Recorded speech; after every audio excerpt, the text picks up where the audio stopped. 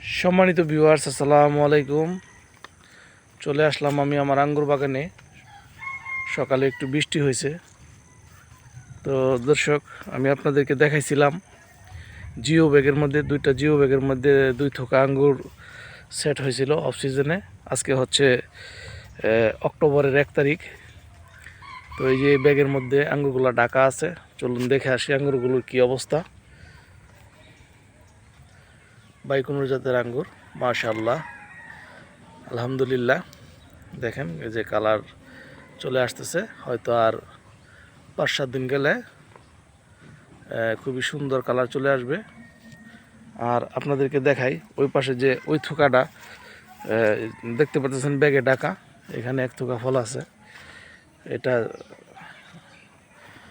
মাশাআল্লাহ চমৎকার কালার আসতেছে, আলহামদুলিল্লাহ।